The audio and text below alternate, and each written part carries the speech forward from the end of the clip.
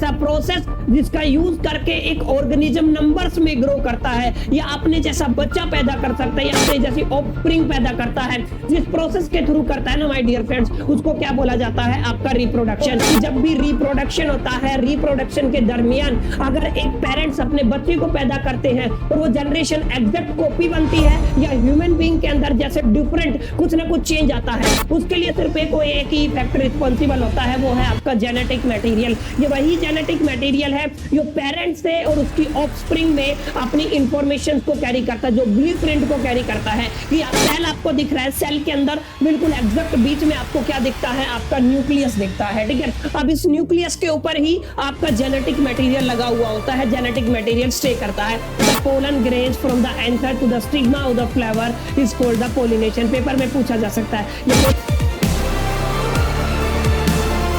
Biology के पहले chapter life process को अच्छे से कंप्लीट करने के बाद आज हम बायोलॉजी का सेकंड चैप्टर पढ़ने वाले हैं, जिसका नाम है हाउ डू ऑर्गेनिज्म रिप्रोड्यूस, कि किस तरीके से जीव जनन करते हैं। One of the best chapter ये आपका रहने वाला है, और इस सेशन के बाद आई एम 100% श्योर कि इस चैप्टर से रिलेटेड जितने भी डाउट है सारे आपके क्लियर हो जाएंगे। सेशन को शुरू करने से पहले अगर आप लोग क्लास 10 के स्टूडेंट हैं तो इस चैनल को सब्सक्राइब करना ना भूले, ताकि आप लोगों तक हमारे वीडियोज फिजिक्स, केमिस्ट्री और मैथमेटिक्स और बायोलॉजी से रिलेटेड सबसे पहले पहुंच सके। तो विदाउट वेस्टिंग टाइम चलिए शुरू करते हैं। देखो, इस चैप्टर को समझने से पहले, क्योंकि जिस भी चैप्टर में हम लोग घुसते हैं ना, तो मेरी पहली कोशिश यही रहती है कि आप लोगों को एग्जैक्टली उस चैप्टर का पहले मीनिंग समझा दूं। मीनिंग समझाने से पहले आप लोग इस पिक्चर को ध्यान से देखें। यहाँ पे आपको एक फैमिली पिक्चर दिख रही होगी। इनिशियल डेज में सबसे पहले कौन आया? सबसे पहले आपको दो बुजुर्ग दिख रहे हैं, उसके बाद इन बुजुर्ग के बच्चे आपको दिख रहे होंगे, फिर उनके बच्चे आपको दिख रहे होंगे। यानी कि इस पिक्चर से क्या पता चला? आपकी एक जनरेशन से दूसरी जनरेशन और दूसरी जनरेशन से तीसरी जनरेशन, लगातार यही कर्म लगा रहता है ह्यूमन बीइंग के केस में। यानी कि जो भी फैमिली जो वो लगातार क्या कर रही है? ग्रो कर रही है। 1 से 2, 2 से 4 इस तरीके से इनकी ग्रोथ हो रही है। पहली चीज तो ये आपको समझ में आई। अब सिर्फ ये आपका ह्यूमन बीइंग के केस में नहीं है, आपका जो ग्रोथ है वो एनिमल के केस में भी है। करीब करीब हर एनिमल अपनी ग्रोथ करता है। आप लोग देख पा रहे होंगे, हर एनिमल की ऑफस्प्रिंग होती है, हर एनिमल के बच्चे होते हैं। यानी कि इस धरती पे हर एक लिविंग ऑर्गेनिज्म क्या करता है? आपका जो चाहे वो लिविंग ऑर्गेनिज्म हो, चाहे प्लांट हो, चाहे एनिमल हो, वो अपनी जनरेशन को ग्रो करने में लगा हुआ है, ठीक है। यानी कि आपका जो एक ग्रोथ है किसमें रहता है? नंबर्स में, ठीक है। तो इसी को क्या बोलते हैं? इसी को बोलते हो आप लोग रिप्रोडक्शन। रिप्रोडक्शन का मतलब क्या होता है अभी आगे हम समझेंगे। उससे पहले ये ऐसा नहीं है कि बड़े लेवल पे ऐसा होता है, बहुत माइक्रोस्कोपिक लेवल पे चले जाओगे तो माइक्रोस्कोपिक लेवल पे आप लोग देख पाओगे अमीबा हो गया, पैरामीशियम हो गया, हाइड्रा हो गया।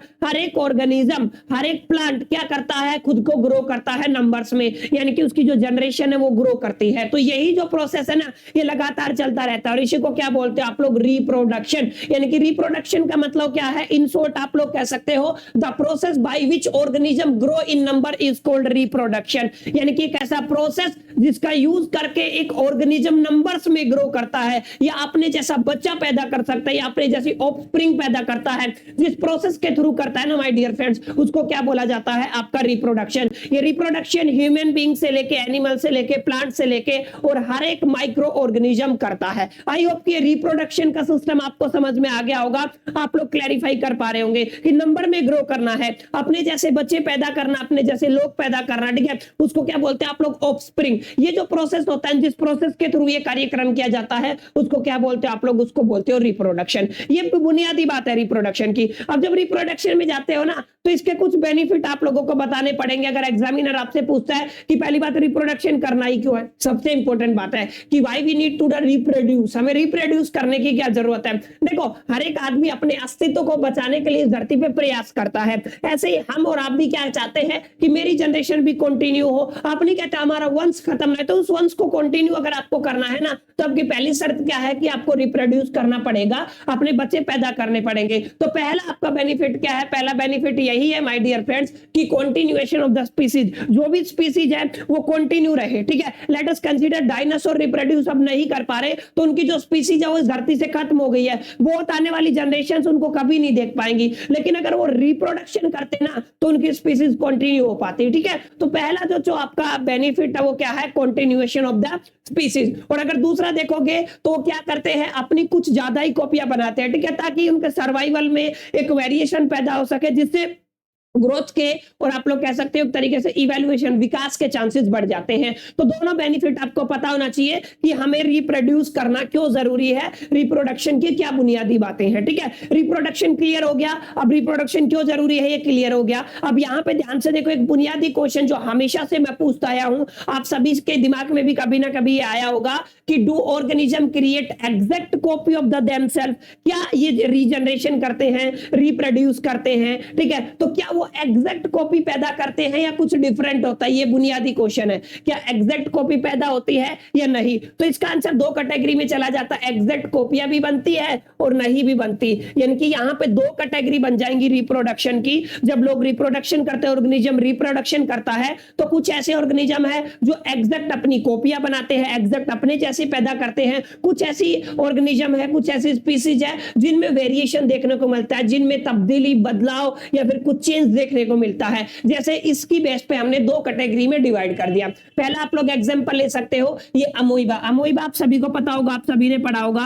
अमोइबा आपका एक क्या है, आपका सेलुलर यूनिसेलुलर ऑर्गेनिज्म है, ठीक है, यानी कि हर काम करने के लिए आपको कितनी सेल दी जाती है, एक सेल दी जाती है। तो यूनिसेलुलर ऑर्गेनिज्म एक अमोइबा है। अमोइबा को अगर आप लोग ध्यान से देखोगे, ये इसका पेरेंट है, ठीक है, और ये आपकी पेरेंट सेल है, ठीक है। अब इसको देखोगे आप लोग और इसकी जो भी ऑफस्प्रिंग आई, फाइनल जो रिजल्ट आया आप लोग देखोगे, ठीक है, तो आप लोग डिफरेंस नहीं क्रिएट कर पाओगे, ठीक है, नो डिफरेंस। तो इस तरीके से आप लोग क्या कह सकते हो, ये डिफरेंस नहीं है, दैट्स व्हाई आप लोग क्या कह सकते हो, ये इसकी एग्जैक्ट कॉपी है, यानी कि आप लोग क्या कह सकते हो, एग्जैक्ट कॉपी बनी इस केस में। लेकिन दूसरी कैटेगरी क्या है, ह्यूमन बीइंग है। अब देखो ये पेरेंट्स है, ठीक है, इसकी वाइफ है, तो अब देखो इसके साथ कोई सिमिलरिटी, एग्जैक्ट कॉपी नहीं है, कुछ सिमिलरिटी हो सकती है, लेकिन जो एग्जैक्ट कॉपी यहाँ पे आपको देखने को नहीं मिलेगी, ठीक है। तो दो कैटेगरी यहाँ पे बन गई है रिप्रोडक्शन के केस में, कि एक ऐसे ऑर्गेनिज्म है, एक ऐसी कैटेगरी है ऑर्गेनिज्म की जो एग्जैक्ट कॉपी बना देती है, खुद की अगली जो जनरेशन है उसको कंटिन्यू रखती है, और कुछ ऐसे जहां पे वेरिएशन आता है, ठीक है। तो अब इनके बारे में हम इत्मीनान से समझेंगे। अब सबसे बुनियादी बात है कि सर ये एग्जैक्ट कॉपी बनती है और एग्जैक्ट जो आपका डिफरेंस आता है, जैसे आप लोगों ने देखा होगा ह्यूमन बीइंग की जो जनरेशंस आती हैं उसमें बदलाव आता है। जैसे आप लोग देखोगे, मैं हूं, मेरे पेरेंट्स से कुछ सिमिलरिटी आपको मिलेंगी, लेकिन कुछ बदलाव भी आपको मिलेगा। जैसे कंसीडर करो आप लोग, जैसे ये दो आप लोग कह सकते हो, ऐसे कंसीडर कर लो कि दो भाई बहन है, ठीक है। तो यहाँ पे आप लोगों को दिखेगा कि यहाँ पे आंखों में फर्क है। पहला डिफरेंस किस में आ गया, आंख में। दूसरा, अगर आप लोग इनकी नोज को कंपेयर कर पा रहे होगे तो ये भी एक डिफरेंस है, ठीक है। हेयर का कलर एक का ब्लैक है और एक का क्या है, ब्राउन है, ये इनकी डिफरेंस है, ठीक है। तो एग्जैक्टली ये असल में क्या होता है कि एक ब्लूप्रिंट तैयार होता है। ये ब्लूप्रिंट तैयार कैसे होता है कि ये बच्चा कैसे चेंज होगा, ठीक है, या कितनी सिमिलरिटी आएगी, कितना बदलाव आएगा, कितनी तब्दीली आएगी, वो जो ब्लूप्रिंट है ना उसको कैरी करने के लिए एक जेनेटिक मटेरियल रिस्पॉन्सिबल होता है। यानी कि एक important factor my dear friends आप लोग समझ लो कि जब भी रिप्रोडक्शन होता है, रिप्रोडक्शन के दरमियान अगर एक पेरेंट्स अपने बच्चे को पैदा करते हैं और वो जनरेशन एग्जैक्ट कॉपी बनती है, या ह्यूमन बीइंग के अंदर जैसे डिफरेंट कुछ ना कुछ चेंज आता है, उसके लिए सिर्फ एक ही फैक्टर रिस्पॉन्सिबल होता है, वो है आपका जेनेटिक मटेरियल। ये वही जेनेटिक मटेरियल है जो पेरेंट्स से और उसकी ऑफस्प्रिंग में अपनी इंफॉर्मेशन को कैरी करता है, जो ब्लूप्रिंट को कैरी करता है कि आपकी आने वाली संतान इस तरीके की बनेगी, ठीक है। तो यहाँ पे आप लोग साफ साफ देख पा रहे होंगे, the genetic material of the organism contain the blueprint. Blueprint को कौन कंटेन करता है, जेनेटिक मटेरियल। और मैं ऐसा उम्मीद आप लोगों से करके चलता हूं कि ये वाला शेप आप लोगों ने कहीं ना कहीं देखा होगा। याद करो, डीएनए या आरएनए जैसा शब्द आपने देखा होगा, यही वो आपका शब्द है जो इस कंप्लीट इंफॉर्मेशन को क्या करता है, कैरी करता है। पेरेंट्स से और ऑफस्प्रिंग में एग्जैक्टली क्या कुछ चेंज होगा और क्या कुछ सेम आएगा, इसके लिए जेनेटिक मटेरियल ही कौन होता है, रिस्पॉन्सिबल होता है। अब यहाँ पे ध्यान से देखो, जेनेटिक मटेरियल में क्या होता है असल में। First let us learn more about the genetic material found within the cell. अब आपकी सेल होती है, आप सभी को पता, आपको दिख रहा होगा ये एक सेल का स्ट्रक्चर है, ठीक है। जब आप लोग सेल को पढ़ के आए हो ना, आप लोगों ने 9th में पढ़ा होगा, जो भी आपका सेल होता है, सेल के अंदर आपका न्यूक्लियस होता है, आप सभी ने पढ़ा होगा क्या होता है, आपका न्यूक्लियस होता है, ठीक है। यहाँ पे ये जेनेटिक मटेरियल प्रेजेंट होता है। अब हम आगे जाके पढ़ेंगे कि एग्जैक्टली न्यूक्लियस के अंदर कहाँ पे जेनेटिक मटेरियल प्रेजेंट होता है। तो जेनेटिक मटेरियल को जब आप लोग देखोगे ना, तो ये आपका न्यूक्लियस है, ठीक है। अगर आप लोगों ने सेल के बारे में पढ़ा है तो आप लोग जरूर जानते होंगे, कुछ सेल इस तरीके का दिखता है, ठीक है। तो जो सेल आपको दिख रहा है, सेल के अंदर बिल्कुल एग्जैक्ट बीच में आपको क्या दिखता है, आपका न्यूक्लियस दिखता है, ठीक है। अब इस न्यूक्लियस के ऊपर ही आपका जेनेटिक मटेरियल लगा हुआ होता है, जेनेटिक मटेरियल स्टे करता है within the cell. The nucleus store all the genetic material. अब आपको ये बात जरूर ध्यान में रखना, सेल के अंदर भी कौन सा पार्ट है जो जेनेटिक मटेरियल को स्टोर करके रखता है, तो वो कौन सा है, आपका nucleus. Nucleus of the cell is a place where the all genetic material is store, ठीक है, जिसमें क्या होता है, पूरा का पूरा genetic material my dear friends क्या होता जाता है, स्टोर होता जाता है। अगर आप लोग ध्यान से देखोगे तो किस तरीके से स्टोर होता है, आप लोग यहाँ पे पूरा स्ट्रक्चर मेरे सामने देख पा रहे होंगे, यानी कि आपका न्यूक्लियस लगा हुआ है, ठीक है। बाकी सब पार्ट को छोड़ दो क्योंकि वो रिमेनिंग पार्ट है आपकी सेल का, कोई भी सेल होता है, सेल के ऊपर जो न्यूक्लियस है ना, तो यहाँ पे लास्ट में ये पूरा स्ट्रक्चर आपको दिख रहा है, ये पूरे स्ट्रक्चर के एंड में आपको क्रोमोसोम दिख रहे हैं, ठीक है। इसका एक अपना इंपॉर्टेंट अहम हिस्सा होता है क्रोमोसोम के बाद ये जो स्ट्रक्चर आपको दिख रहा है, इसको बोलते हो आप लोग क्रोमेटिन। क्या बोलते हो आप लोग, क्रोमेटिन। ये वाला हिस्सा क्या है, क्रोमेटिन। और ये वाला जो हिस्सा आप लोग देख पा रहे हो, आई होप कि ये प्रोटीन होते हैं, इनके ऊपर क्या होते हैं आपके, बेसिकली प्रोटीन्स होते हैं, ठीक है। तो इस बात को आपको ध्यान में रखना है। ये जो है ना, ये आपका डीएनए होता है, ठीक है। और डीएनए की जो फुल फॉर्म होती है वो होती है आपकी डीऑक्सीराइबोज न्यूक्लिक एसिड। यस, क्या बोलते हो आप लोग, डीऑक्सीराइबोज न्यूक्लिक एसिड, ठीक है। आप लोग क्या कहते हैं इसको, डीऑक्सीराइबोज न्यूक्लिक एसिड। ये आपका डीएनए होता है, ठीक है। यही डीएनए है जिसके ऊपर आपके कोड लगे होते हैं अलग अलग टाइप के, वैसे तो प्रोटीन होता है, ठीक है।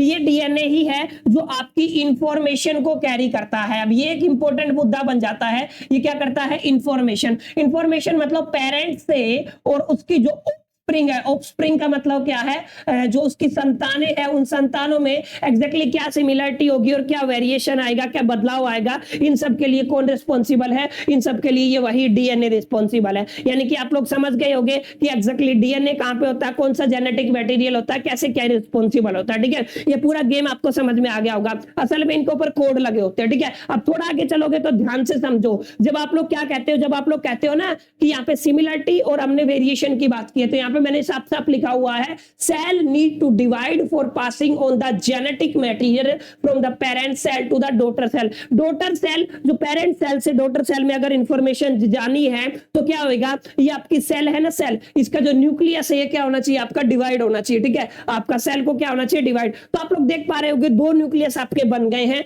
और दोनों डिवाइड होने की सिचुएशन में है, ठीक है। अब होगा क्या कि टूट के दोनों अलग हो जाएंगे, इनके दो हिस्से हो गए, यानी कि आप लोग क्या कह सकते हो, कॉपी बन गई, डुप्लीकेट हो गए, ठीक है। और यहाँ पे एक हिस्सा आपके पेरेंट सेल में रहेगा तो एक उसकी ऑफस्प्रिंग में चला जाता है। तो यानी कि इन शॉर्ट आप लोग क्या कह सकते हो, ये वही हिस्सा है, ये वही सेल है जो रिस्पॉन्सिबल है। सेल के अंदर न्यूक्लियस के ऊपर आपका जेनेटिक मटेरियल स्टोर होता है और जेनेटिक मटेरियल आपकी बॉडी का ब्लूप्रिंट लेके जाता है आपके पेरेंट से और आपकी ऑफस्प्रिंग में, यानी कि बच्चे में कहां से आया वो ब्लूप्रिंट, वो आया आपका जेनेटिक मटेरियल के थ्रू और वो सेल के ऊपर न्यूक्लियस में लगा होता है, ठीक है। और उसके लिए मैक्सिमम डीएनए रिस्पॉन्सिबल होता है जिसकी फुल फॉर्म क्या होती है, deoxyribose nucleic acid. I hope कितना क्लियर हो गया होगा।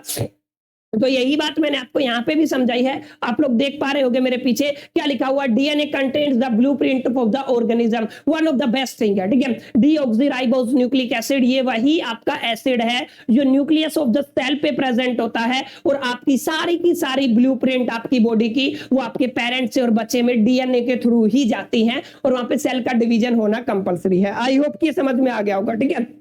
अब एक बात ध्यान से समझो, इस पूरे प्रकरण में आपने देखा कि यहाँ पे क्रोमोसोम है, ठीक है। अब क्रोमोसोम में पेयर्स होते हैं, ठीक है, क्या होते हैं आपके पेयर्स। अब यहाँ पे डिवीजन आप लोग देख पाओगे तो एक होता है आपका मिटोसिस, एक होता है आपका मियोसिस, ठीक है। मिटोसिस में क्या होता है, एग्जैक्टली डुप्लीकेट हो जाती हैं चीजें, यानी कि same number of chromosome in the daughter cell, यानी कि यहाँ पे जैसे आपके कितने क्रोमोसोम है, आपके 2 क्रोमोसोम है, तो डॉटर सेल बनी, यहाँ पे भी 2 क्रोमोसोम है, आपके 2 क्रोमोसोम है। अगर इस तरीके का डिवीजन होता है ना, तो उसको क्या बोलते हो आप लोग, मिटोसिस बोलते हो। लेकिन अगर इसमें तब्दीली हो जाती है, कोई बदलाव हो जाता है, जैसे घट जाता है, यहाँ पे तो क्रोमोसोम 2 है, लेकिन यहाँ पे आप लोग देख पा रहे होंगे सिंगल सिंगल क्रोमोसोम है। अगर तब्दीली हुई क्रोमोसोम में तो हम उसको क्या बोलते हैं माय डियर फ्रेंड्स, उसको बोलते हैं मियोसिस। ठीक है, तो यहाँ पे डिवीजन ऑफ द सेल जब होता है तो एक होता है मिटोसिस के थ्रू, एक होता है आपका मियोसिस के थ्रू। मिटोसिस का मतलब क्या है, जहां पे आप लोगों को सेम नंबर ऑफ क्रोमोसोम देखने को मिलते हैं पेरेंट और डॉटर सेल में, और जहां पे डिफरेंस आ जाता है, जहां पे बदलाव आ जाता है, जहां पे तब्दीली आ जाता है,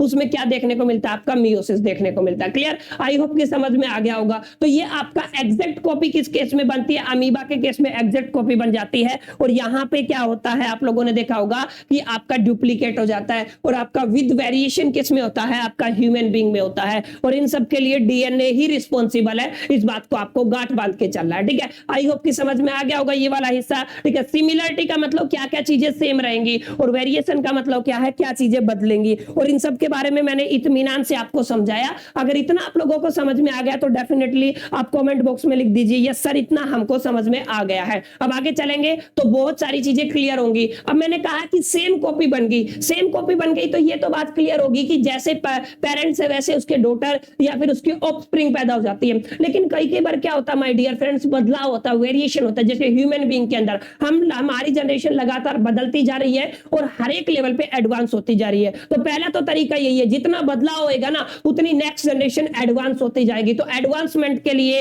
अकॉर्डिंग टू द इन्वायरमेंट के लिए आपका चेंज बहुत जरूरी है, वेरिएशन बहुत जरूरी है। एग्जामिनेशन में आपसे क्वेश्चन पूछा जा सकता है कि why change is necessary, why the variation in the organism is necessary, क्यों जरूरी होता है, इसके बेनिफिट्स क्या है। ध्यान से आप लोग देख पा रहे होंगे, mechanism of DNA copy allow for the certain features that allow an organism to survive in the particular niche. एक पर्टिकुलर निश में सर्वाइव करने के लिए जो भी आपको फीचर चाहिए उनको अलो करता है डीएनए कॉपी। जब डीएनए कॉपी हो जाता है ना तो सारी चीजें क्या हो जाती है, अलो करता है। आपका reproduction is linked to the stability of the population of species. आपका जो रिप्रोडक्शन है वो किससे लिंक होता है, stability of population of the species.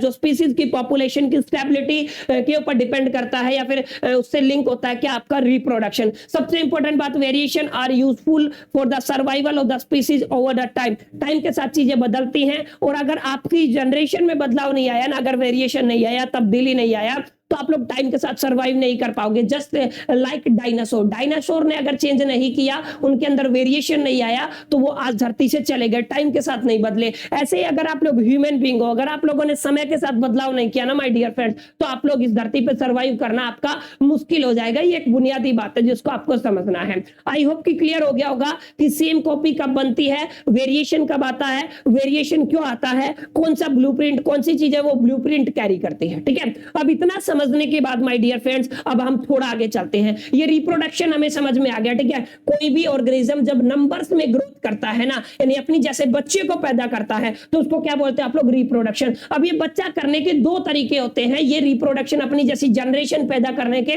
दो तरीके होते हैं। एक को बोलते हैं आप लोग एसेक्सुअल रिप्रोडक्शन, एक को बोलते हैं आप लोग सेक्सुअल रिप्रोडक्शन। मैंने बहुत पिछले 4-5 साल के पेपर के पैटर्न में अक्सर ये देखा है कि यहां से डिफरेंस बेस्ड क्वेश्चन आता है। तो आपको पहले समझना है, सेक्सुअल मतलब जहां पे सेक्स इन्वॉल्व हो, और एसेक्सुअल का मतलब जहां पे सेक्स इन्वॉल्व ना हो। यानी कि सेक्सुअल रिप्रोडक्शन होता है, क्या होता है आपका एसेक्सुअल रिप्रोडक्शन। अब दोनों के बीच में डिफरेंस समझो। एसेक्सुअल रिप्रोडक्शन में जनरली ये देखा जाता है कि दो पेरेंट्स की जरूरत नहीं होती, वहां पे आपका सिंगल पेरेंट इन्वॉल्व होता है। यानी कि asexual reproduction is that reproduction in which single parents is required. ठीक है, जहां पे आपका सिंगल पेरेंट की जरूरत होती है। लेकिन लेकिन लेकिन अगर आप लोग सेक्सुअल रिप्रोडक्शन की बात करते हो तो यहाँ पे 2 पेरेंट्स की जरूरत होती है। ठीक है, अब दूसरा क्या है, नो फॉर्मेशन ऑफ जैमेट्स, यानी कि आप एसेक्सुअल रिप्रोडक्शन में कोई जैमेट्स नहीं बनता। जैमेट्स क्या होता है आगे जाके हम लोग पढ़ने वाले हैं। और आपका जो सेक्सुअल रिप्रोडक्शन है वहां पे जैमेट्स की फॉर्मेशन जरूर होती है। तीसरा, अगर आप लोग एसेक्सुअल में आइडेंटिकल का मतलब बच्चे होते हैं आपका सेम। ठीक है, आपकी जो जनरेशन वो कैसी होती है, सेम। और यहाँ पे सिमिलर ऑफस्प्रिंग भी हो सकती है और आपकी डिफरेंट ऑफस्प्रिंग भी हो सकती है, दोनों पॉसिबिलिटी यानी कि यहाँ पे वेरिएशन के साथ आती है। एक आपको ये जरूर बात बात याद रखना है, क्योंकि दो पेरेंट्स है, दैट्स व्हाई यहाँ पे जितने भी आपके सेक्स ऑर्गन्स हैं वो सारे यूज होते हैं, ठीक है, यानी कि सेक्स ऑर्गन यूज, ठीक है। आप लोग क्या कह सकते हो, यहाँ पे सेक्स ऑर्गन क्या होते हैं, यूज होते हैं। यहाँ पे no sex organ is use, ठीक है, यहाँ पे कोई सेक्स ऑर्गन आपका क्या नहीं होता, यूज नहीं होता, ठीक है। तो ये आपके बुनियादी डिफरेंस है, चारों डिफरेंस आपको पते होने चाहिए कि एग्जैक्टली एसेक्सुअल रिप्रोडक्शन क्या होता है बच्चों और सेक्सुअल रिप्रोडक्शन क्या होता है, ठीक है। आई होप कि क्लियर हो गया होगा। यहाँ पे आपका वेरिएशन भी हो सकता है by the mixing of the genetic material, अगर जेनेटिक मटेरियल क्या हो जाए आपका मिक्स हो जाए तो यहाँ पे चीजें बदल भी सकती है, ठीक है। सेक्सुअल रिप्रोडक्शन, एसेक्सुअल रिप्रोडक्शन, हमें क्लैरिटी मिल गया। एसेक्सुअल के बारे में अब थोड़ा और डिटेल में जानेंगे, देखो ध्यान से। Asexual reproduction involve production of the exact copies of the parents. यहाँ पे क्या होता है, exact copies of the parents, जैसा पेरेंट्स वैसी उसकी बच्चे, वैसी उसकी ऑफस्प्रिंग, अगर ऐसा रिप्रोडक्शन क्या कहलाता है आपका, एसेक्सुअल। ये तो हमने पढ़ ही लिया। अब ध्यान से देखो, अगर आप लोग ध्यान से देखोगे तो ये इसकी पेरेंट सेल है, ये क्या आपकी पेरेंट सेल, ठीक है। यहाँ पे आइडेंटिकल पेरेंट्स की कॉपियां बनती है, मान लो ये इसकी कॉपी 1 है और ये इसकी कॉपी 2 है, ठीक है। तो ऐसा किस केस में देखने को मिलता है, आपका एसेक्सुअल रिप्रोडक्शन के केस में देखने को मिलता है, ठीक है। तो आप लोगों को यहाँ पे ये जरूर ध्यान में रखना है कि जो ये देखने को मिलता है आपको किस केस में देखने को मिलता है, एसेक्सुअल रिप्रोडक्शन, ठीक है। ये तमाम बातें खैर हम लोग बात कर चुके हैं, लेकिन आप लोग यहाँ पे ध्यान से देखें, एक फैक्ट है ये, some of the fastest growing bacteria can double their number within the 10 minute. सबसे फास्टेस्ट जो ग्रोइंग बैक्टीरिया है ना बच्चों, वो खुद को 10 मिनट में डबल कर लेते हैं, हर 10 मिनट में क्या कर लेते हैं, डबल कर लेते हैं, जो सबसे फास्टेस्ट ग्रोइंग बैक्टीरिया है। तो आप लोग समझ लो कि ये बैक्टीरिया नंबर्स में कितने होंगे एग्जैक्टली, और कितनी जल्दी ग्रो करते हैं, कितनी जल्दी रिप्रोडक्शन करते हैं। क्लियर, आई होप कि समझ में आ गया होगा। अब ये तो बात हुई सेक्सुअल रिप्रोडक्शन की और एसेक्सुअल रिप्रोडक्शन की। अब आपके दिमाग में एक सवाल आ रहा होगा कि सर सेक्सुअल रिप्रोडक्शन की जैसे मैं बात करता हूं, एसेक्सुअल रिप्रोडक्शन कितने तरीके से होते हैं? तो टोटल 6 तरीके हैं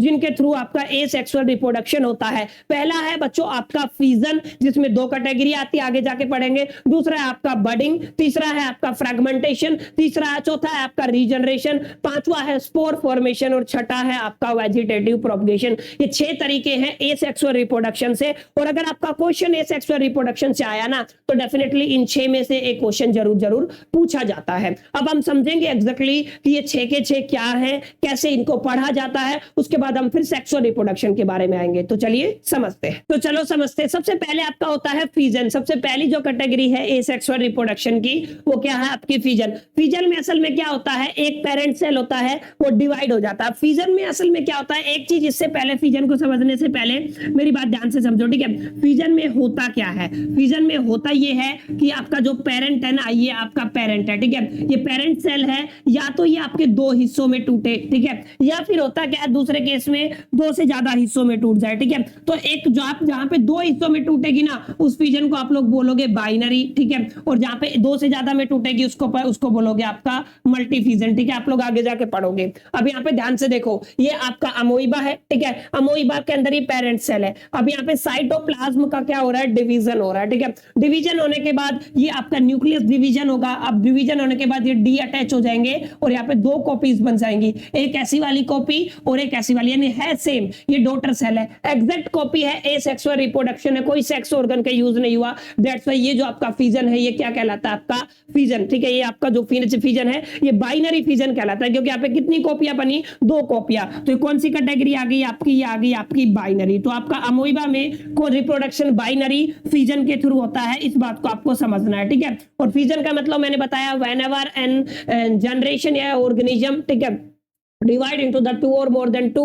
डॉटर सेल, तो आप उसको क्या बोलते हो, आप लोग फीजन बोलते हो, ठीक है। अब थोड़ा और आगे चलो, यहाँ पे क्या होता है, division of the parent only in 1 plane into the 2 daughter cell, ठीक है। यहाँ पे बाइनरी फीजन में होता है ये आपका बिल्कुल एग्जैक्ट, आप लोग क्या कह सकते हो, एक तरीके से है ना आपका, आप लोग इसको क्या कह सकते हैं, डिवीजन इस किस में होता है, प्लेन में होता है, सिमेट्रिकल होता है। आप लोग क्या कह सकते हो, आप लोग कह सकते हो सिमेट्रिकल। सिमेट्रिकल का मतलब सेम कॉपियां बनेंगे, ठीक है। ये बुनियादी बात थी। अब थोड़ा आगे देखो, ये वाला एक एग्जांपल है, आप सभी को पता होगा ये क्या है आपका, ये है बेसिकली प्लाज्मोडियम। ठीक है, क्या है आपका प्लाज्मोडियम। इसमें क्या होता है, ये पेरेंट सेल है, यहाँ पे आपका सिस्ट फॉर्मेशन हो गया, यानी कि मल्टीपल न्यूक्लियस आपके बन गए हैं। ठीक है, क्या बन गए आपके, मल्टीपल न्यूक्लियस। अब ये मल्टीपल न्यूक्लियस क्या करेंगे, ये डिवाइड हो जाएंगे बहुत सारे डॉटर सेल में। ठीक है, ये डॉटर सेल है। ठीक है, अब आप लोग देख पा रहे होंगे ये कितनी है, मोर देन 2 है, आपकी कितनी है, मोर देन 2 डॉटर सेल है। दैट्स व्हाई किस में चला जाएगा, मल्टीपल फिजन में चला जाएगा। यहाँ पे आप लोगों ने देखा, ठीक है, binary fission in the amoeba. Binary fission में क्या होता है, आपके सिंगल पेरेंट से 2 जनरेशन 2 डॉटर सेल बनती हैं, लेकिन आपका मल्टीपल फिजन किस में होता है, आपका प्लाज्मोडियम में होता है, जहां पे मैनी इंडिविजुअल फॉर्म होते हैं सिंगल पेरेंट से। ठीक है, अगर सिंगल पेरेंट से बहुत सारे इंडिविजुअल फॉर्म होते हैं तो उसको क्या बोलते हैं आप लोग, उसको बोलते हो मल्टीपल फिजन। और अगर आप लोगों की 2 डॉटर सेल बनती हैं या फिर 2 इंडिविजुअल बनते हैं तो उसको क्या बोला जाता है, उसको बोला जाता है आपका बाइनरी फिजन। बाइनरी आपका अमोइबा में होता है, मल्टीपल आपका प्लाज्मोडियम में होता है। एक बात ये समझनी है आपको। ठीक है, तो आई होप कि फिजन वाला क्लियर हो गया होगा, यहाँ पे कोई सेक्स ऑर्गन यूज नहीं हुआ। ठीक है, और आइडेंटिकल चीजें बनी है। अब दूसरा है आपका बडिंग। बडिंग में क्या होता है, ध्यान से देखो, ये आपकी एक पेरेंट सेल है। ठीक है, ये पेरेंट है, इसका एक हिस्सा ग्रो करेगा, बड ग्रो करेगा। देखो ध्यान से, यहाँ पे छोटा था, यहाँ पे बड़ा हो गया। अब ये क्या होगा, असल में ये डी अटैच हो जाएगा, यहाँ पे ये क्या हो गया आपका, डी अटैच हो गया। और डी अटैच होके ये ऑफस्प्रिंग अलग से एक इंडिविजुअल प्लांट बन जाएगा। ठीक है, क्या बन जाएगा आपका, ये एक इंडिविजुअल प्लांट। और ऐसा जो बडिंग है ना, ये आपका हाइड्रा, ये जो पौधा है ये कौन सा आपका, हाइड्रा नाम के प्लांट में होता है। ठीक है, प्लांट है बेसिकली, तो इससे ये किस में होता है, आपका हाइड्रा में होता है। ठीक है, तो आई होप कि क्लियर हो गया होगा, जहां पे budding is an asexual reproduction. ठीक है, in which a particular bud of a parent cell is grow and detach, and the detach part and bud, जिसको आप लोग कहते हो, is converted into a individual. ठीक है, किस में कन्वर्ट हो जाता है,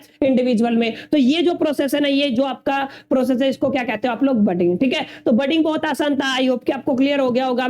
फ्रेगमेंटेशन में क्या होता है, फ्रेगमेंटेशन में जो पेरेंट सेल है वो डिवाइड हो जाती है डिफरेंट फ्रेगमेंट्स में, टुकड़ों में। ठीक है, और टुकड़ों में डिवाइड होने के बाद हर एक ऑफस्प्रिंग में कन्वर्ट हो जाता है। ठीक है, तो इसको क्या बोलते हैं आप लोग, इसको बोलते हैं आप लोग माय डियर फ्रेंड्स फ्रेगमेंटेशन। ठीक है, तो फ्रेगमेंटेशन और रीजनरेशन। रीजनरेशन में क्या होता है, जो हिस्सा कट के अलग हुआ ना वो दोबारा ग्रो हो जाएगा। फ्रेगमेंटेशन में क्या, पेरेंट की बॉडी ही डिवाइड हो जाती है और जितने पार्ट बनेंगे उतना इंडिविजुअल बन जाएगा। ठीक है, इस बात को आपको ध्यान में रखना है। यहाँ पे आप लोग देखो, यहाँ पे मैंने लिखा हुआ स्पाइरोगायरा का एग्जांपल ले सकते हो। ठीक है, ये जो कौन सा है, ये आपका स्पाइरोगायरा है, जहां पे क्या होता है, फ्रेगमेंटेशन होता है। इसकी पेरेंट बॉडी टूट जाती है अलग अलग हिस्सों में, जितने हिस्से टूटेंगे उतनी ही नई जनरेशन इसकी बनती चली जाएंगी। ठीक है, अब यहाँ पे देखो, ये स्पाइरोगायरा में होता है। ठीक है, parent body break up into the 2 और मोर देन 2 फ्रेगमेंट्स। ठीक है, और each fragment develop into an individual organism. ये तीनों बातें मैंने आपको बता दी। ठीक है, हर टूटा हुआ हिस्सा नया ऑर्गेनिज्म बन जाता है, इस बात को आपको ध्यान में रखना। ठीक है, तो ये क्लियर हो गया। फ्रेगमेंटेशन क्या होता है, देखो रीजनरेशन और फ्रेगमेंटेशन कहीं ना कहीं थोड़े थोड़े सिमिलर दिखेंगे, बट एक फाइन लाइन ऑफ डिफरेंस है यहाँ पे, आप लोग समझो। जैसे रीजनरेशन में क्या होता है, यहाँ पे भी जनरली होता ये है कि जैसे जितने हिस्सों में टूटेगा ना एक ऑर्गेनिज्म, उतने ही क्या बन जाएंगे, इसके जो उसकी ऑफस्प्रिंग बन जाएंगी। यहाँ पे लिखा हुआ है, जैसे प्लेनेरिया में किसके थ्रू होता है, रीजनरेशन के थ्रू होता है रिप्रोडक्शन। ठीक है, gets cut into the pieces, each of them grow into the complete organism. हर किस में कन्वर्ट हो जाता है, कंप्लीट ऑर्गेनिज्म में, और इसको क्या बोला जाता है, इसको बोला जाता है रीजनरेशन। इसको बेटर एग्जांपल से आप लोग समझो, जो आपकी लिजार्ड होती है, छिपकली होती है, अगर मान लो उसकी पूंछ कट जाती है तो आप लोग देखोगे कि यहाँ पे दोबारा से ग्रो हो जाती है, रीग्रो हो जाती है। ठीक है, तो ये किसका एग्जांपल है बच्चों, ये आपका रीजनरेशन का एग्जांपल है। यस, किसका एग्जांपल है, रीजनरेशन का एग्जांपल है। ठीक है, आई होप कि क्लियर हो गया होगा, ये किसका एग्जांपल है, रीजनरेशन का। ठीक है, तो ये एसेक्सुअल रिप्रोडक्शन है। अब आगे चलोगे तो स्पोर फॉर्मेशन है। स्पोर फॉर्मेशन आपसे नहीं पूछा जाएगा, फिर भी आप लोगों ने देखा होगा, कोई भी ब्रेड का टुकड़ा है, ठीक है, उसके ऊपर फफूंद आ जाता है, एक तरीके से देसी लैंग्वेज में आप लोग समझ लो, तो वो स्पोर बनते हैं। ठीक है, वो एक तरीके से आप लोग स्पोर कह सकते हो। कुछ इस तरीके का स्ट्रक्चर आपको देखने को मिलता है, ये आपको स्पोर दिख रहा है। ठीक है, और ये स्पोरनिया है, और ये क्या है, हाइफी। कुछ इस तरीके का स्ट्रक्चर मैंने जूम करके दिखा दिया। ये कोई खास इंपॉर्टेंट आपका नहीं बनता, यहां से कोई ऐसी बात है नहीं सॉरी, जिसमें आप लोगों को इतना दिमाग खर्च करने की जरूरत है। इसको आप लोग थोड़ा सा अंडरस्टैंड कर सकते हो। हाँ, वेजिटेटिव प्रोपगेशन आपका एग्जामिनेशन के लिहाज से इंपॉर्टेंट बनता है, बाकी सब हिस्सों की तरह ये भी आपका काफी इंपॉर्टेंट है। अब वेजिटेटिव प्रोपगेशन में समझो, ध्यान से देखो, ये आपके सामने एक पिक्चर है, let us look at the plants around us, ठीक है, ये प्लांट है, ठीक है, नेचुरल ऐसे ग्रो होते हैं, लेकिन हमने क्या किया, हमने यहाँ पे जैसे आप लोग ध्यान से देखोगे ये आलू है, ठीक है, एक आलू आप किचन से लीजिए और उसको प्लांट करने की कोशिश की सॉरी कीजिए, तो आप लोगों को क्या दिखेगा, आपको यही तो दिखेगा कि ये प्लांट क्या हो गया, ग्रो हो गया, दैट्स इट, ठीक है। यानी कि बिना बीज के, बिना सीड के आप एक प्लांट से उसके डिफरेंट डिफरेंट पार्ट को यूज करके आप लोग क्या कर लेते हो, एक नया पौधा तैयार कर लेते हो, तो उसको क्या बोलते हैं आप लोग, वेजिटेटिव प्रोपगेशन। तो ये क्या है आपका वेजिटेटिव प्रोपगेशन। वेजिटेटिव प्रोपगेशन में ध्यान से समझो क्या लिखा हुआ है, one of the important topic है, ध्यान से देखो, ऐसा process by which vegetative part of the plant like stem, roots and leaf develop into the new plant under the certain optimum condition is called vegetative propagation। vegetative propagation एक ऐसा process है जहां पे हम लोग vegetative part of the plant, कौन कौन से इससे आप स्टीम का यूज कर सकते हो, आप लोग रूट का यूज कर सकते हो, आप लोग पत्तियों को ग्रो करते हो नए पौधे में कुछ certain condition, certain optimum condition के ऊपर। ये जो प्रोसेस है ना बच्चों, ये क्या कहलाता है, ये आपका वेजिटेटिव प्रोपगेशन कहलाता है। जैसे ये अदरक से आप लोग पैदा करते हो, ठीक है, जड़ों का यूज करके आप लोग जैसे गाजर उगाई जाती है, ठीक है, ऐसे ही ये प्लांट है। यानी कि आप लोग क्या कह सकते हो, अलग अलग हिस्सों का यूज करके आप लोगों को नए प्लांट बनाने, कौन कौन से हिस्से हैं, आई होप कि आपको क्लियर हो गया होगा। यहां पे देखो, plants can be propagated artificially for production, production के लिए ऐसा किया जाता है कि उनसे जो एक तरीके से ज्यादा आपको क्वांटिटी मिले, ज्यादा अमाउंट मिले, ठीक है, ऐसा इसलिए भी किया जाता है, ठीक है। More beautiful flowers and tastier and the large number of the fruits, आपको यहाँ पे बहुत ज्यादा टेस्टी और ज्यादा फ्रूट्स मिले, तो इसमें भी हम वेजिटेटिव प्रोपगेशन का क्या करते हैं, यूज करते हैं। नेचुरल प्रोपगेशन कुछ इस तरीके से होता है, आर्टिफिशियल आप लोग देख पा रहे होंगे ह्यूमन का इंटरफियर और हमने इसको ऐसा बना दिया, ठीक है। तो ये वेजिटेटिव प्रोपगेशन ही है जिसकी हेल्प से हम लोग ये सारी चीजें करते हैं। अब यहाँ पे देखो, वेजिटेटिव प्रोपगेशन में पहला प्रोपगेशन हम लोग करते हैं स्टीम की हेल्प से। किसकी करते हैं, स्टीम की हेल्प से। जैसे ये आपका मॉडिफाइड स्टीम है, आलू के ऊपर ये स्टीम है, ये आपका बड है, इसको हम लोग ग्रो करते हैं, एक नया पौधा बनाते हैं और इसकी जड़ में बहुत सारे आलू लगते हैं, न्यू प्लांट बन गया। तो ये स्टीम का यूज किया वेजिटेटिव प्रोपगेशन में। ऐसे हम लोग रूट का यूज करते हैं, जैसे आप लोग देखोगे ये वाला आपका, इसमें हमने किसका यूज किया, जड़ों का यूज किया, रूट का यूज किया, ठीक है। इन रूट के यूज करके एक नया पौधा बना दिया, ये भी वेजिटेटिव है। बहुत सारे केस में हम लोग पत्तियों का यूज करते हैं, जैसे इसकी पत्ती है, इसके ऊपर छोटे छोटे अलग अलग नोच निकल आए, इन नोच से हम लोगों ने नए पौधे तैयार कर लिए। तो ये कौन सा वेजिटेटिव प्रोपगेशन है, vegetative propagation by the help of the leaves, पत्तियों की हेल्प से है, ठीक है। आई होप ये क्लियर हो गया होगा। अब इसके बाद होती है आपकी क्राफ्टिंग, ठीक है, सॉरी ग्राफ्टिंग। ग्राफ्टिंग एक बेहतरीन मेथड है जिसका यूज बहुत लोग करते हैं अलग अलग फ्रूट्स को बनाने के लिए। जैसे नीचे का तना एक अलग फ्रूट का पार्ट है और दूसरा अलग है, दोनों को जोड़ के एक इंडिविजुअल बना लेते हैं। जैसे आप लोगों ने देखा होगा, ये आपका हिस्सा है, दो अलग अलग हिस्सों को अगर मैं ज्वाइंट कर दूं, यहां से आपको दिख रहा होगा एक नया हिस्सा बन जाता है, ठीक है। और इसको मैं अगर ग्रो कर लेता हूं तो ये जो प्रोसेस है ना, ये क्या कहलाता है आपका, ये ग्राफ्टिंग कहलाता है। अब यहाँ पे देखो, लेयरिंग में क्या होता है, लेयरिंग में कुछ इस तरीके के सीन होते हैं। क्या होता है आपका, ये कोई प्लांट है, इसकी जड़ें, जैसे आप लोगों ने देखा होगा देसी अगर कोई बच्चा है तो उन्होंने देखा होगा बड़ कैसे है ना, आपकी जड़ें निकल आती हैं, उस जड़ों को आप लोग मिट्टी में गाड़ दीजिए और इसको कट कर दीजिए, नया पौधा बन जाएगा। ये जो है इसको बोलते हैं आप लोग लेयरिंग। ये कौन सा मेथड आपका, लेयरिंग। आई होप कि आपको समझ में आया होगा, आप लोग देख भी पा रहे होंगे ये सारे प्रोसेस क्या है लेयरिंग के। और यहाँ पे किसी पेरेंट्स, डबल पेरेंट्स की जरूरत नहीं है, आप लोग इन्हीं का यूज करके नई जनरेशन को पैदा कर सकते हो, ठीक है। अब यहाँ पे टिश्यू कल्चर आपका 100% पूछा जाने वाला क्वेश्चन है, ध्यान से समझ ले। टिश्यू कल्चर का अपने आप में मीनिंग क्या होता है, ध्यान से देखो क्या लिखा हुआ है, the cell from the different part of the plant. Plant के अंदर डिफरेंट डिफरेंट सेल को आप लोग निकालते हो और उसको कल्चर्ड किया जाता है in the laboratory to develop the new plant. समझ में आया, यानी कि एक प्लांट के अंदर से डिफरेंट डिफरेंट सेल को निकाल के उसको कल्चर्ड किया जाता है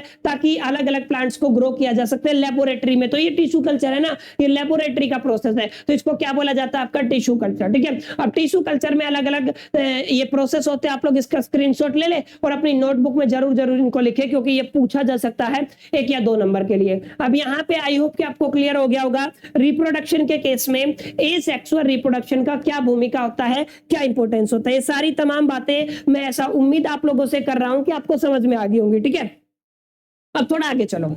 आगे चलेंगे तो एक बात है आपका, क्या है आपका सेक्सुअल रिप्रोडक्शन। ये सारी बातें हमने पढ़ी थी कि यहाँ पे दो पेरेंट्स की जरूरत होती है जो आपका बेसिकली सेक्स ऑर्गन का यूज करते हैं, है ना। और हमने यहाँ पे देखा था फॉर्मेशन ऑफ द गैमेट्स होता है और यहाँ पे वेरिएशन भी आता है और कई कई केस में सिमिलरिटी भी आती है, ज्यादा आपको वेरिएशन देखने को मिलता है। तो यहीं पे बात करेंगे, ठीक है।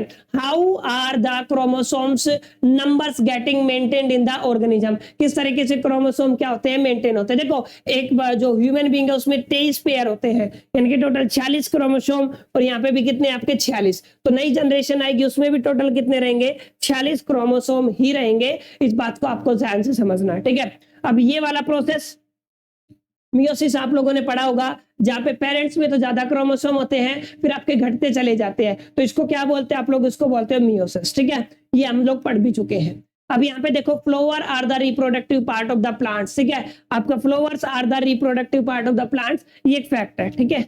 ये रिप्रोडक्टिव पार्ट है, जो प्लांट्स के केस में सबसे ज्यादा रिप्रोडक्टिव पार्ट क्या है, फ्लावर। ये बहुत जरूरी बात है, इसको आपको समझना है। इसके ऊपर फ्लावर से रिलेटेड क्वेश्चन आपको फाइनल एग्जामिनेशन में देखने को मिल सकता है। अब देखिए ध्यान से क्या कुछ सीन है, फिर आगे चलते हैं।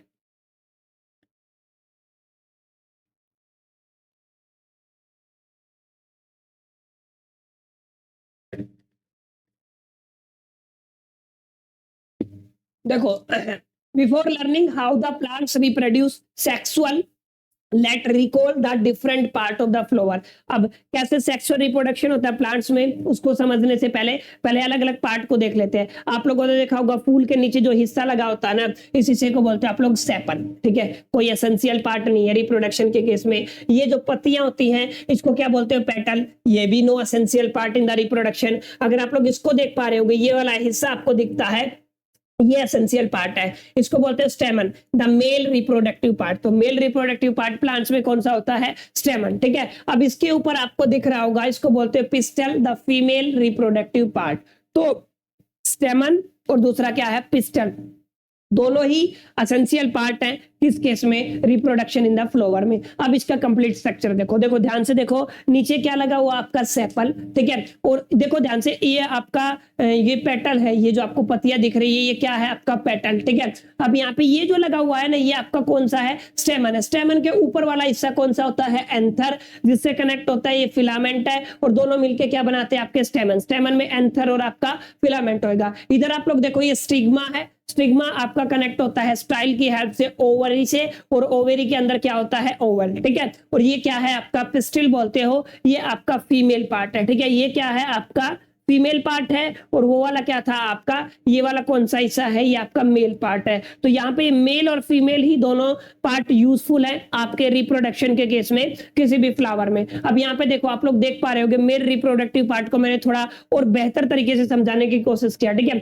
ये आपको कुछ इस तरीके से दिखते हैं, ठीक है। तो ये वाला हिस्सा कौन सा था, ये एंथर था, ये एंथर का फिलामेंट है, ठीक है। और इसके ऊपर, एंथर के ऊपर अगर आप लोग देखोगे तो कुछ इस तरीके के पोलन ग्रेन्स होते हैं, यानी कि बीज होते हैं। ये मैंने आपको जूम आउट करके दिखाया, ये क्या है आपके पोलन ग्रेन्स है, ठीक है। आई होप कि समझ में आ गया होगा। Anther of the स्टेमन carries the pollen grains, ये क्या कैरी करके चलते हैं, पोलन ग्रेन। तो एंथर के ऊपर क्या होता है आपका, पोलन ग्रेन्स होते हैं। यही पोलन ग्रेन्स है जो आपके फीमेल पार्ट के ऊपर जाके गिरते हैं, ओवरी में जाके ये फ्रूट्स की फॉर्मेशन करते हैं। ऐसे ही आप लोग देखोगे तो ये क्या है आपका फीमेल रिप्रोडक्टिव पार्ट है। तो यहाँ पे ऊपर वाला हिस्सा क्या है, स्टिग्मा, स्टाइल, ओवरी, और ओवरी के अंदर क्या होता है, ओवल, ठीक है। अब यहाँ पे देखो ovary of the pistol carries the vowels, ये क्या करती है, ओवल्स कैरी करती है। कुछ इस तरीके का सीन आपको देखने को यहाँ पे मिलता है, ठीक है। अब थोड़ा आगे चलो, ध्यान से देखो, जेमेट्स की फॉर्मेशन होती है। जेमेट्स का मतलब जब आपका मेल जो रिप्रोडक्टिव सेल है वो फीमेल रिप्रोडक्टिव सेल के साथ फ्यूज होता है, तो वहां पे किसकी फॉर्मेशन होती है, जेमेट्स। यहाँ पे लिखा भी हुआ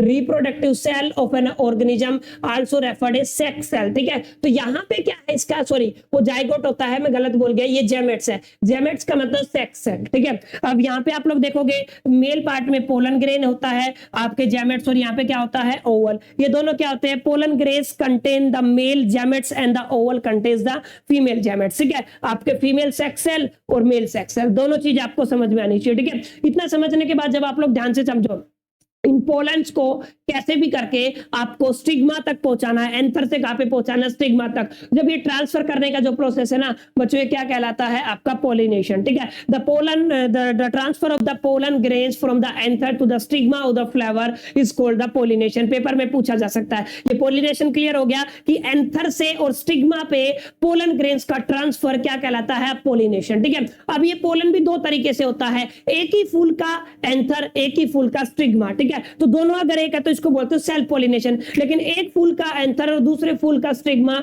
तो इसको बोलते हैं क्रॉस पॉलिनेशन। इस बात को आपको ध्यान से समझना है, ठीक है। तो यहाँ पे सेल्फ पॉलिनेशन का मतलब transfer of the pollen from the anther to the stigma of the same flower. एक ही फ्लावर के एंथर से एक ही फ्लावर के स्टिग्मा पे अगर पोलन ग्रेन ट्रांसफर हुए तो इसको क्या बोला, सेल्फ पॉलिनेशन। लेकिन एक फूल के एंथर से दूसरे फूल के स्टिग्मा पे अगर पोलन ग्रेन ट्रांसफर हुए तो इसको क्या बोला, आपका क्रॉस पॉलिनेशन। अब ये ट्रांसफर कैसे होते हैं, अब देखो ट्रांसफर करने के दो माध्यम होते हैं, पहला एबायोटिक फैक्टर, दूसरा क्या है, बायोटिक फैक्टर। मतलब बायोटिक मतलब जो लिविंग है, एबायोटिक मतलब नॉन लिविंग है। बायोटिक में कौन कौन आ जाता है, इंसेक्ट्स। इंसेक्ट मतलब फ्लावर को देख के अट्रैक्ट होते हैं, उसके ऊपर बैठ जाते हैं, उसके पैरों में चिपक जाता है, जब दूसरे फ्लावर पे जाएगा तो वहां पर पोलन ग्रेन गिर जाते हैं। ऐसा ही काम आपका बर्ड्स भी करते हैं, बहुत सारे बर्ड्स भी यहाँ पे हेल्प हो जाते हैं, और कुछ ऐसे बैट्स भी हैं, ठीक है। कुछ बर्ड्स बैट्स और आप लोग क्या कह सकते हो, इंसेक्ट्स, ये बायोटिक है। ये बायोटिक में पानी बारिश के थ्रू भी पोलन ग्रेन्स, हाइड्रोफिली बोलते हैं इसको, ठीक है, और इसको बोलते हैं एनियोमेफिली, ठीक है। आप क्या कहते हो, एनिमोफिली, यानी कि ये वाइंड हवा के थ्रू भी, हवा चली पोलन ग्रेन ट्रांसफर हो गया, ठीक है। या फिर पानी के थ्रू भी आपका पोलन ग्रेन ट्रांसफर हो सकता है। तो पानी और हवा ये दोनों एबायोटिक कंपोनेंट है, और बायोटिक कंपोनेंट में आपके बर्ड्स हो गए, इंसेक्ट्स हो गए, और आपका क्या हो गया, आपके कुछ बैट्स हो गए, ठीक है। ये तीनों क्या करते हैं, पॉलिनेशन में हेल्प करते हैं। तो दोनों तरीके के पॉलिनेशन, आई होप कि क्लियर हो गया होगा क्या कुछ पॉलिनेशन का सीन होता है, ये समझ में आ गया होगा। 100% पूछा जाने वाला क्वेश्चन आप लोग ध्यान से समझ लो। यहाँ पे क्या पूछा गया, पोलन जर्मिनेशन, ठीक है। पोलन जर्मिनेशन क्या सीन होता है उसमें समझो। Fertilisation very important. फर्टिलाइजेशन का मतलब जब पोलन ग्रेन आपका फ्यूज होता है किसके साथ, ओवल के साथ, तो ये क्या कहलाता है, आपका फर्टिलाइजेशन, ठीक है। यानी कि आप लोग क्या कह सकते हो, आपका जो मेल सेक्स सेल है, ध्यान से समझो, मेल सेक्स सेल ये क्या होता है, आपका फ्यूज होता है किसके साथ, आपके फीमेल सेक्स सेल के साथ, ठीक है। फीमेल सेक्स सेल के साथ अगर ये फ्यूज होता है ना तो ये प्रोसेस क्या कहलाता है, आपका फर्टिलाइजेशन। ये लिखा हुआ, ठीक है। Fusion of the male and female gametes is known as the fertilization. इसको क्या बोलते हैं आप लोग, फर्टिलाइजेशन। और फर्टिलाइजेशन जब होता है ना, देखो ये मेल गैमेट्स, ये फीमेल गैमेट्स दोनों मिल गए तो यहाँ पे बनता है जाइगोट। क्या बनता है आपका, जाइगोट। ध्यान से समझो, ये क्या बन गया आपका, जाइगोट। अब यहाँ पे cell that is formed by the fusion of the male and the female gametes, ठीक है। Male sex cell, female sex cell या फीमेल गैमेट्स और मेल गैमेट्स के मिलने से जो आपकी सेल बनती है ना, नई सेल बनती है, उसको क्या बोलते हैं आप लोग, जायगोट, ठीक है। आगे जाके यही वो जायगोट है जो किस में कन्वर्ट होता है, सीड और फ्रूट में कन्वर्ट होता है। इस बात को आपको ध्यान में रखना, ठीक है। अब डबल फर्टिलाइजेशन में क्या होता है, जायगोट फॉर्मेशन होता है और एम्बायरो लास्ट में। अगर ट्रिपल फ्यूजन देखोगे आप लोग यहाँ पे, तो यहाँ पे डबल फर्टिलाइजेशन में तो प्राइमरी एंडोस्पर्म न्यूक्लियस और आपका लास्ट में क्या बनता है, एंडोस्पर्म। ये वाला हिस्सा आपके सिलेबस में नहीं है, इसलिए मैंने आपको थोड़ा बता दिया, कभी पूछा जाए टिक वाला क्वेश्चन तो आप लोग देख सको, ठीक है। ये फीमेल रिप्रोडक्टिव पार्ट में आप लोग देख पा रहे होगे, ये सीड्स प्लस में क्या बन गया आपका फ्रूट, ये यहीं पे बन गया, ठीक है। ये किसकी वजह से हुआ, पोलिनेशन फर्टिलाइजेशन। ये आपका सेक्सुअल रिप्रोडक्शन होता है, किस केस में बच्चों, प्लांट्स के केस में, ठीक है। उम्मीद करता हूं आपको ये करीब करीब क्लियर हो गया होगा प्लांट्स के अंदर किस तरीके से आपका फर्टिलाइजेशन होता है, किस तरीके से आपका रिप्रोडक्शन होता है। अब थोड़ा आगे चलो, सबसे इंपॉर्टेंट बात जहां से क्वेश्चन आपके आएगा, रिप्रोडक्शन इन ह्यूमन बीइंग में कैसे रिप्रोडक्शन होता है। ध्यान से देखो, आपका मेल रिप्रोडक्टिव पार्ट अलग होता है, ठीक है, फीमेल रिप्रोडक्टिव पार्ट अलग होता है, ठीक है। ये वाला जो हिस्सा है इसको फीमेल रिप्रोडक्टिव पार्ट बोलते हो, इसको क्या बोलते हो, मेल रिप्रोडक्टिव पार्ट, ठीक है। इन दोनों का यूज करते हैं, इन्हीं को आप लोग सेक्स ऑर्गन भी बोलते हो, ठीक है। ये क्या है, आपके सेक्स ऑर्गन है, ठीक है। इन्हीं का यूज करके ये रिप्रोडक्शन करते हैं। क्या करते हैं, आपका रिप्रोडक्शन, और इसी को क्या बोलते हैं आप लोग, सेक्सुअल रिप्रोडक्शन, ठीक है। अब इसको थोड़ा इत्मीनान से पढ़ेंगे, लेकिन सेक्सुअल रिप्रोडक्शन से पहले एक ह्यूमन बीइंग की, मेल और फीमेल की बॉडी मैच्योर होनी जरूरी है। तो अभी सवाल ये उठता है कि how do human become sexually matured for the reproduction. कैसे पता चलता है कि एक ह्यूमन बीइंग है, चाहे वो मेल हो चाहे वो फीमेल हो, किस तरीके से सेक्सुअली मैच्योर्ड हो चुके हैं। तो उसको आंसर होता है आपका प्यूबर्टी। प्यूबर्टी एक ऐसा प्रोसेस होता है जिसमें आपका फिजिकल चेंजेस होते हैं सेक्सुअल कैरेक्टरिस्टिक में through which a child body matured become capable for the sex reproduction. ठीक है, सेक्सुअल रिप्रोडक्शन के लिए एक बॉडी, चाइल्ड बॉडी मैच्योर हो जाती है किस केस में? प्यूबर्टी में। अब प्यूबर्टी में आपका देखो जो बॉयज है उनमें 12 से 16 के साल में मैच्योरिटी आ जाती है, और गर्ल्स की देखोगे तो 10 से 14 साल में प्यूबर्टी की एज आ जाती है। मतलब अगर गर्ल्स 10 से 14 साल की एज में इनकी जो बॉडी है वो सेक्सुअल रिप्रोडक्शन के लिए एक तरीके से मैच्योर हो जाती है। मेल्स में ये 12 से 16 साल के बीच में होती है। अब यहाँ पे देखो कुछ चेंजेस आते हैं प्यूबर्टी के दरमियान, आप लोग इसको आइडेंटिफाई भी कर सकते हो। अगर ये चेंजेस आपके आ रहे हैं तो आप लोग समझ रहे हैं आपकी बॉडी सेक्सुअल रिप्रोडक्शन के लिए मैच्योर होती जा रही है। जो बॉयज है उनके कंधे चौड़े हो जाते हैं, ठीक है, और जो लड़कियां उनकी ब्रेस्ट इनलार्ज हो जाती है। अगर बॉयज की बात करूं तो हेयर ग्रोथ होता है फेस के ऊपर, आर्मपिट के ऊपर और प्यूबिक रीजन में, इन सभी जगह पे हेयर ग्रोथ होना स्टार्ट हो जाता है। और hair growth in the armpit and pubic region, ये सेम बात आपकी गर्ल्स के केस में भी होती है। अगर आप लोग बॉयज की बात करते हो तो आवाज भारी होनी स्टार्ट हो जाती है, डीप वॉइस आती है, ठीक है। और अगर आप लोग बात करते हो गर्ल्स के केस में वाइडरिंग ऑफ द हिप्स, उनके हिप्स से वो थोड़े वाइड होने स्टार्ट हो जाते हैं। अगर आप लोग बात करोगे बॉयज की तो दोनों में और गर्ल्स में दोनों में पिंपल्स कहीं ना कहीं डेवलप होते हैं। पिंपल्स जनरली देखा गया और भी रीजन हो सकता है लेकिन प्यूबर्टी में आते हैं, ठीक है, सॉरी प्यूबर्टी एज में आते हैं, ठीक है। Development of the sex organ लगातार तरीके से डेवलप होते चले जाते हैं, ठीक है, मैच्योर होते चले जाते हैं। सेम केस आपका गर्ल्स में भी होता है। तो एक क्वेश्चन आपसे ये भी पूछा जा सकता है कि difference between the puberty in male and female, ये आपको बताना है, या बॉयज एंड गर्ल्स, ठीक है, ये आपको बताना है। तो प्यूबर्टी के केस में आपका ये साइन होता है कि मैच्योरिटी हो जाती है, कि एग्जैक्टली आपकी जो मेल रिप्रोडक्टिव पार्ट मैच्योर हो चुका है और फीमेल रिप्रोडक्टिव पार्ट आपका मैच्योर हो चुका है। अब मैच्योरिटी के बाद they are ready for the reproduction, ये किसके लिए तैयार होते हैं? रिप्रोडक्शन के लिए। अब बात करते हैं बच्चों मेल रिप्रोडक्टिव पार्ट की, बहुत आसान है। दो चार और एक पांच आपके नाम है जिनको आपको याद रखना है। ये जो आपका मेन हिस्सा है, ठीक है, ये है आपका पेनिस, ठीक है, आपको पता है इस चीज का। अब आप यहाँ पे देखोगे ये आपके टेस्टिस होते हैं जो आपकी बॉडी से बाहर होते हैं। टेस्टिस के ऊपर एक ग्लैंड लगी हुई है जिसको आप लोग क्या बोलते हो? एपिडिडाइमिस, ठीक है। अभी इससे एक ट्यूब कनेक्ट है, उस ट्यूब का नाम क्या है? वास डेफरेंस, ठीक है, क्या नाम है इसका? वास डेफरेंस, ठीक है। और यहाँ पे जो ये आपको एक तरीके से एक स्ट्रक्चर दिख रहा है, इसको क्या बोलते हो? एक्सेसरी ग्लैंड, यस, क्या बोलते हैं? Accessory gland. यानी कि ये 5 हिस्से हैं आपके मेल रिप्रोडक्टिव पार्ट के। पहला क्या है आपका?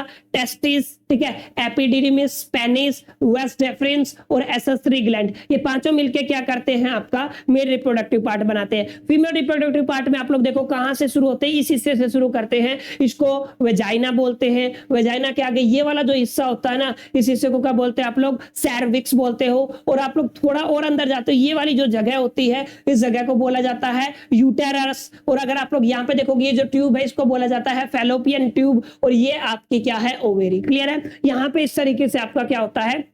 सीन होता है। असल में होता क्या है कि यहां से जो आपका मेल रिप्रोडक्टिव पार्ट है इनकी पेनिस अंदर डाला जाता है और पेनिट्रेट करा के यहां से स्पर्म यहां से होता हुआ यहां से ये एग रिलीज करेगा और यहां पे क्या हो जाएगा? ये फ्यूज हो जाएगा और यहां पे आपका बेबी डेवलप होता है। इसी हिस्से में आगे जाके हम लोग बात करेंगे, ठीक है। तो जब आप लोग ध्यान से देखो, sexual reproduction involve in the fusion of the gametes. मैंने बताया जेमेट्स का मतलब सेक्स सेल बोलते हो, ठीक है। अब यहाँ पे स्पर्म होता है मेल सेक्स सेल, ठीक है, आप लोग क्या बोलते हो? मेल जेमेट्स, ठीक है, आप लोग क्या बोल सकते हो इसको? मेल जेमेट,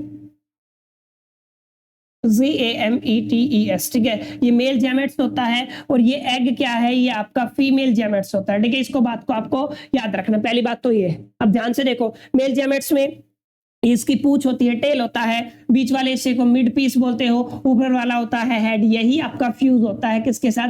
फीमेल हिस्से के साथ, ठीक है। अब यहाँ पे ओवरी में सॉरी जो आपका एग है उसमें क्या होता है? बेसिकली एक न्यूक्लियस होता है और एक साइटोप्लाज्म होता है, बस 2 कंपोनेंट होते हैं। ये दोनों आपस में फ्यूज होंगे, फ्यूज होके आपका क्या बनेगा? वही फर्टिलाइजेशन होके आगे वही सारा प्रोसेस होता है। देखो ध्यान से यहाँ पे क्या होता है, ठीक है, pathway of the ovum. Ovum में कुछ नहीं है, ये यहाँ से आप लोगों के स्पर्म है, ये इधर भी जाएंगे और इधर से ये एग आ रहा है। ध्यान से देखो, ये क्या है? एग। और ये दोनों आपस में क्या हो जाते हैं? फ्यूज हो जाते हैं। सेम केस उस साइड भी होता है, ठीक है। इस तरीके से क्या होता है? फ्यूज होता है और यहाँ पे बनता है आपका जाइगोट। क्या होता है? जाइगोट। जब आपका मेल आपका जेमेट है, ठीक है, वो कंबाइन होता है किसके साथ?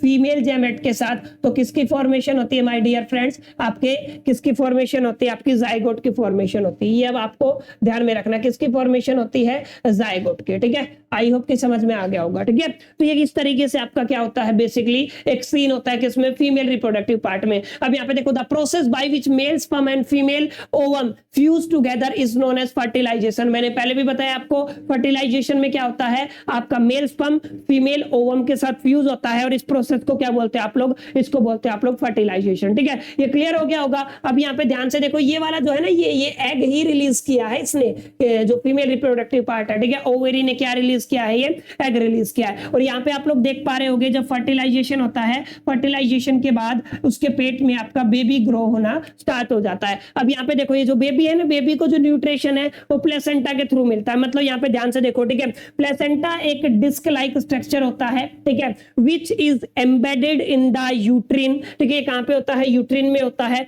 और आपका it contains villi on the embryo side of the tissue, इसके ऊपर विलीज होती है और ये क्या करता है, डायरेक्ट मां के ब्लड से न्यूट्रिशन लेके बच्चे को देता रहता है। ठीक है, ये ध्यान से देखो, ये मां के ब्लड से डायरेक्ट कनेक्ट होता है एम्बायरो और ये बच्चे को न्यूट्रिशन प्रोवाइड करता रहता है। तो ये इनिशियल डेज में इसके ऊपर, प्लेसेंटा के ऊपर, एम्बायरो के ऊपर आपसे क्वेश्चन पूछा जा सकता है। ठीक है, आई होप कि आपको क्लियर हो ही गया होगा कि एग्जैक्टली क्या कुछ सीन होता है। अब यहाँ पे क्या होता है, if no sperm fuse with the ovum, अगर ये जो ओवम है, एग है, जो फीमेल सेक्स सेल है, ठीक है, अगर ये फ्यूज नहीं होता है मेल सेक्स सेल के साथ, तो क्या होगा, फेट ऑफ द ओवम। अगर ये क्या होगा, इस केस में अगर आप लोग देखोगे तो क्या सीन होएगा, इस चीज को आपको ध्यान में रखना। ठीक है, यहाँ पे होएगा क्या, कुछ नहीं होएगा। If the egg is not fertilized, the uterine wall seed and linen, ठीक है, आपकी जो यूट्रीन वॉल है वो सीड करना स्टार्ट करेंगी और लिनिन करना स्टार्ट करेंगी and come out of the vagina. ये कहां से बाहर आ जाएंगी, वेजिना से, as a blood and the mucus. ठीक है, किसकी फॉर्म में, म्यूकस की फॉर्म में और ब्लड की फॉर्म में। और इसी को हम लोग मेंस्ट्रुएशन भी बोलते हैं। और जो आता है बाहर उसको क्या बोलते हो, मेंस्ट्रुएशन बेस्ड। ये कुछ सीन है आपके किसमें, फीमेल रिप्रोडक्टिव पार्ट में, अगर फ्यूज नहीं होता है। अच्छा, इसका स्क्रीनशॉट ले लीजिए, different phases of the female reproductive cycle. इस पे मैं नहीं जाऊंगा क्योंकि ये आपके सिलेबस में नहीं है, फिर भी आप लोग एक बार स्क्रीनशॉट ले ले, अगर आपको पढ़ना है तो आप लोग याद कर सकते हैं। अब यहाँ पे अगर आप लोग ध्यान से देखोगे तो एक इंपॉर्टेंट बात ये है, ठीक है, कि एक इंपॉर्टेंट बात मैं आपको जरूर बताना चाहूंगा, रिप्रोडक्टिव हेल्थ, इसके ऊपर जरूर मैं आपको कुछ इंफॉर्मेशन देना चाहूंगा। रिप्रोडक्टिव हेल्थ का मतलब क्या है, presence of the healthy reproductive organ and there normal functioning along with the healthy behaviour and the social attitude towards the sex related factor in the life. ठीक है, इन सब का कॉम्बिनेशन, यानी कि आपके पास एक हेल्थी रिप्रोडक्टिव ऑर्गन है, वो बहुत बेहतरीन तरीके से अगर काम करते हैं, अगर आपका बिहेवियर हेल्थी है और अगर आप लोगों का सोशल एटीट्यूड अच्छा है, इन सब का कॉम्बिनेशन किसको जन्म देता है, रिप्रोडक्टिव हेल्थ को जन्म देता है। ठीक है, यहाँ पे देखो, फिजिकल हेल्थ, सोशल हेल्थ और मेंटल हेल्थ। अगर फिजिकल हेल्थ की बात करूं तो आप लोग डाइट अच्छी लेके इसको मेंटेन कर सकते हो। अगर मैं सोशल हेल्थ की बात करूं तो आप पर्सनल हाइजीन रख सकते हो। ठीक है, अगर आप लोग, मैं बात करूं सोशल इसमें ही आप डिजीज के प्रिवेंशन कर सकते हो। और अगर आप लोग ध्यान से देखो, यहाँ पे डिजीज और इन्फेक्शन ट्रांसमिटेड थ्रू सेक्स।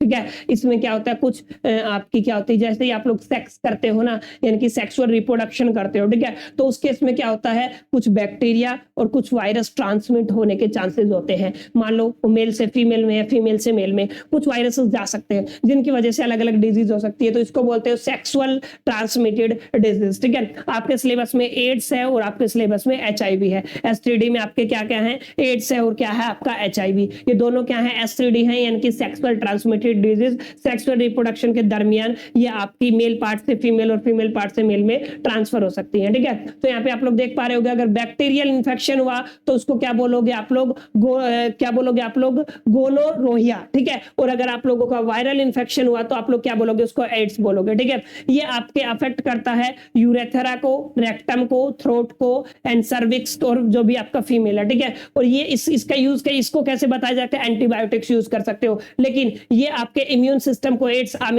ये आपका जो एड्स है ये आपका क्या करता है, इम्यून सिस्टम को अफेक्ट करता है। और यहाँ पे ट्रीटमेंट क्या है, एंटी टेरियोवायरल थेरेपी ये है। ठीक है, वैसे जनरली आप लोग देखोगे तो कंप्लीट थेरेपी एक प्रोसेस है। HIV वायरल इंफेक्शन की वजह से होता है। ठीक है, अगर आप लोग देखोगे आपका गोनोरिया बैक्टीरियल इंफेक्शन की वजह से, तो इसको एंटीबायोटिक से ठीक किया जा सकता है। ठीक है, और यहाँ पे awareness about the contraception. Contraception का मतलब एक डिफरेंस बिटवीन द मेल और फीमेल, जो आपके सेक्स सेल है वो आपस में मिल ना पाए, इसको क्या बोलते हैं आप लोग, कॉन्ट्रासेप्शन। इसके बहुत सारे तरीके हैं। Contraception is an artificial method that is used to prevent pregnancy. Pregnancy से प्रिवेंट करने के लिए कुछ आर्टिफिशियल मेथड होते हैं, उनको क्या बोलते हैं आप लोग, कॉन्ट्रासेप्शन। ठीक है, जैसे आप लोग देखोगे, ठीक है, अब इसका इंपॉर्टेंस क्या होता है, prevent unwanted pregnancy, unwanted pregnancy ना हो कोई। ठीक है, दूसरा क्या है, prevent transmission of the disease. ठीक है, एसटीडी जो है वो आपके ट्रांसफर ना हो, increase gap between the two children, दो बच्चों के बीच में गैप बना रहे। ठीक है, और कंट्रोल पॉपुलेशन ग्रोथ। ये किसको कंट्रोल करता है, पॉपुलेशन ग्रोथ को। ठीक है, तो तमाम बातें आई होप की क्लियर होगी एग्जैक्टली क्या कुछ सीन यहाँ पे चलता है। अब यहाँ पे देखो, जो भी कॉन्ट्रासेप्टिव मेथड्स हैं उसमें आपके बेसिकली आप देख पा रहे हो 4 मेथड है। बैरियर मेथड यूज कर सकते हो, हार्मोनल मेथड यूज कर सकते हो, ठीक है, इंट्रा ट्यूरेनरी डिवाइसेस का यूज कर सकते हो, सर्जिकल मेथड यूज कर सकते हो। जैसे बैरियर मेथड में, बैरियर मेथड्स में आप लोग जैसे जो मेल है वो मेल कॉन्डम्स का यूज कर सकते हैं, और जो फीमेल है वो फीमेल कॉन्डम का यूज कर सकते हैं। दूसरा अगर आप लोग देखोगे यहाँ पे कॉन्ट्रासेप्टिव मेथड में हार्मोनल मेथड है। हार्मोनल मेथड में आपका क्या है, आप लोग देखो पाइल्स का यूज कर सकते हो, जो कंटेन करती है chemicals which inhibited the pregnancy, जो प्रेगनेंसी को रोकते हैं। ठीक है, मोस्ट इफेक्टिव होती है। ठीक है, मे कॉज इररेगुलर मेंस्ट्रुएशन, जिसकी वजह से अलग अलग मेंस्ट्रुएशन होता है। ठीक है, हेडेक हो सकता है और आपका डिजीनेस हो सकती है। ठीक है, ये आपका हार्मोनल मेथड है। अगर आप लोग आगे चलोगे तो आपका इंट्राट्यूरिनरी डिवाइसेस, कुछ डिवाइसेस है जैसे कॉपर टी है, ये फीमेल में लगी होती है। ठीक है, made of the plastic and copper. ठीक है, it can use for up to the 10 year, इसको 10 साल तक यूज किया जा सकता है,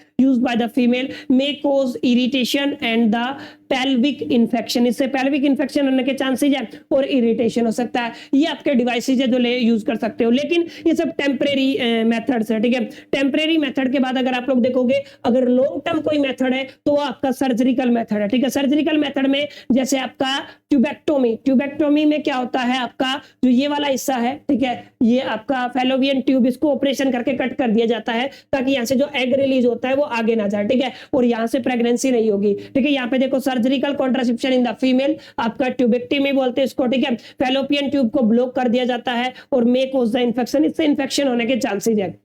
आई होप कि क्लियर हो गया होगा। ठीक है, वेस्किटोमी ये आपके मेल्स में होता है। ठीक है, वेस्किटोमी में आपका क्या होता है, जो वेस डेफरेंस नाम की जो ट्यूब थी उसको ब्लॉक कर दिया जाता है और इससे भी इंफेक्शन होने के चांसेस है। ठीक है, तो दोनों मेथड है, आप लोग किसी का भी इस्तेमाल कर सकते हो अगर ऐसे कुछ चांसेस आपको देखने को मिलते हैं, अगर प्रेगनेंसी वगैरह को रोकना है तो। ठीक है, ये कंप्लीट मेथड था, कंप्लीट चैप्टर था कि किस तरीके से आपका रिप्रोडक्शन काम करता है, मेल रिप्रोडक्शन क्या होता है, फीमेल क्या होता है। ठीक है, ये सारी तमाम बातें हम लोगों ने डिस्कस की, एग्जैक्टली किस तरीके से चीजें काम करती है। उम्मीद करता हूं सेशन आपको अच्छा लगा होगा।